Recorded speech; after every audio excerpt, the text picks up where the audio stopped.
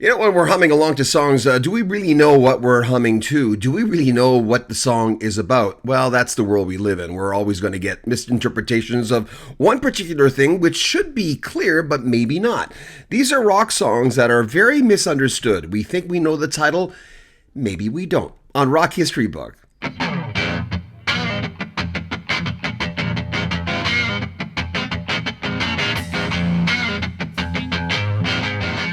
The classic rock songs that a lot of people misunderstand. Number 15, David Bowie and Rebel Rebel. By the mid-70s, David Bowie had already reinvented himself many times. Rebel Rebel became a glam rock anthem associated with teenage rebellion, but Bowie's lyrics are more layered. It's a gender-bending celebration of nonconformity, aimed at breaking norms around identity and appearance. What some people think is just a rock and roll attitude is really about self-expression in all forms and far ahead of its time.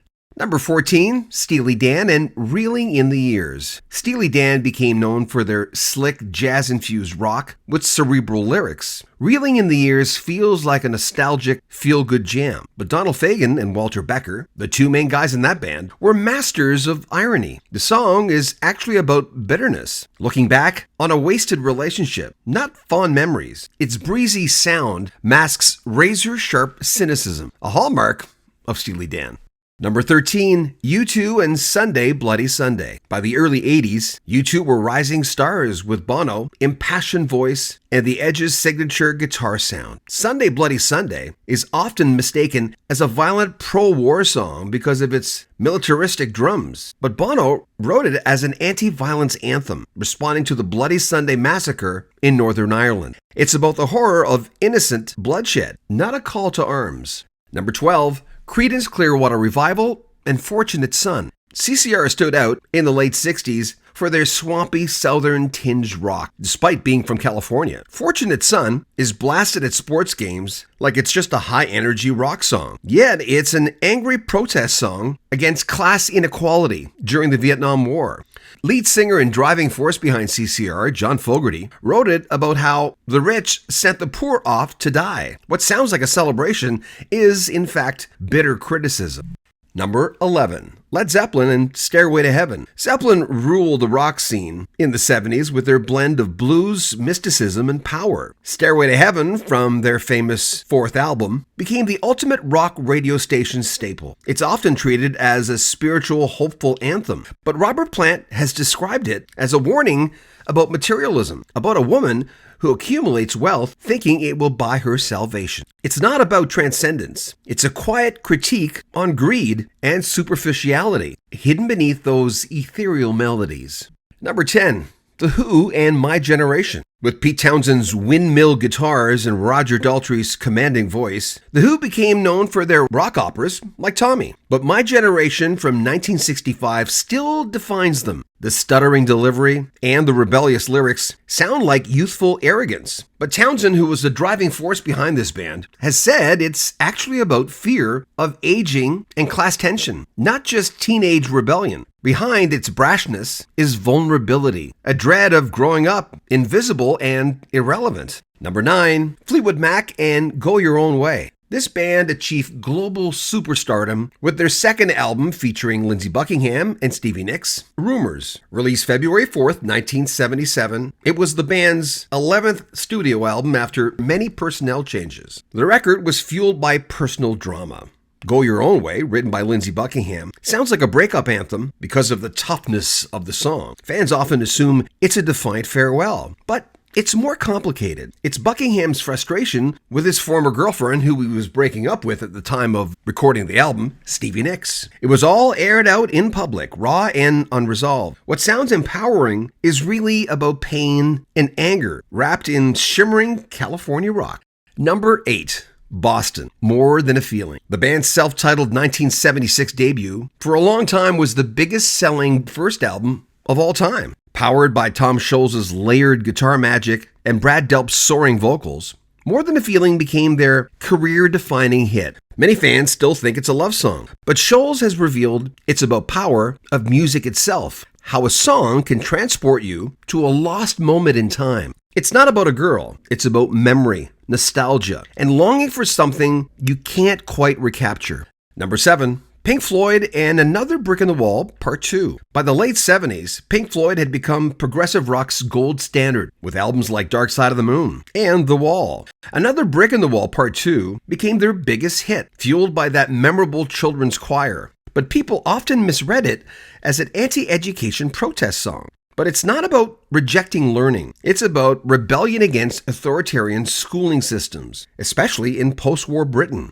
Roger Waters said he wasn't against knowledge. He was against mindless conformity. Number 6, in Nirvana, Smells Like Teen Spirit. Nirvana's Nevermind album defined the 1990s grunge explosion. Smells Like Teen Spirit was the unlikely anthem that put them, and Kurt Cobain, their lead singer, into the mainstream. Yet most fans mistake its mumbled lyrics as random nonsense. Cobain admitted even he found its popularity ironic. It's a deliberate parody of anthems, mocking commercial rock while accidentally becoming exactly that. The ultimate misunderstood rebel yell. Number 5, the Eagles and Hotel California. The Eagles certainly ruled the 1970s. There were no FM stations that played their genre that avoided them, that's for sure. They were country-tinged California rock. Hotel California became their defining song, filled with haunting lyrics and Don Felder's timeless guitar solo. Fans always sing along thinking it's about an actual hotel or a long road trip. In truth, Don Henley said, it's about hedonism and excess of the American culture, particularly in LA, a place where you can check out anytime you like, but you can never leave. It's a warning disguised as a melody sing-along. Number 4, in Queen with Bohemian Rhapsody. The band exploded globally thanks to Freddie Mercury's theatrical genius and Brian May's signature guitar tone. Bohemian Rhapsody, released in 1975, is one of rock's most celebrated and puzzling creations, but its meaning is often misread as pure fantasy. Mercury himself remained cryptic, though close friends suggested it reflects his inner struggle and sexuality and guilt. It's not just operatic nonsense, it's a veiled confessional, an emotional reckoning set to rock's most ambitious arrangement. Number 3, the Rolling Stones and You Can't Always Get What You Want. The Stones earned a reputation through raw blues-based rock and unforgettable singles like Satisfaction. By the late 60s, they'd become counterculture icons. But You Can't Always Get What You Want stands out as their misunderstood gospel-tinged epic. Many take it as a feel-good anthem about accepting life's ups and downs. But what's missed is its critique of privileged dissatisfaction, social commentary of the late 60s hedonism. It's more about learning limits than universal optimism. Number 2, this is a big one, Bruce Springsteen and Born in the USA. He was the working class hero of American rock and was already a legend with albums like Born to Run and Darkness on the Edge of Town. When Born in the USA dropped in 1984, its stadium-sized sound made it Springsteen's biggest commercial success. But millions misunderstood the title track. Politicians use it as a patriotic anthem, missing the entire point. It's not a celebration. It's a scathing critique of America's treatment of Vietnam vets. Listen closely. Under the anthem chorus is a story of disillusionment and loss. And number 1, The Police, Every Breath You Take. Before 1983, The Police had already dominated charts with their reggae-infused rock sound. Sting's distinctive voice, Andy Summers' layered guitar, and Stuart Copeland's unique drumming style made them international superstars. Every Breath You Take became their signature song, winning Grammy Awards and topping charts worldwide. Yet many listeners still think it's a love song. Sting has repeatedly clarified this. It's about obsession and surveillance. Written during a bitter divorce, it captures possessiveness, not romance. It's rock's most misunderstood stalker anthem, masked by a hauntingly pretty melody. If you want to help out the channel and make a donation, there is a PayPal link at the very top of every one of our videos. And if you want to buy some swag, we've got some great t-shirts and caps with Rock History Book and Rock History Music, our bigger channel, all over them. And we never say this enough, subscribe to our channel. When you do, click the bell notification so you don't miss anything. Like our videos, comment on them, and share them, please, on social media. We think our videos are pretty cool. On Rock History Book, take care.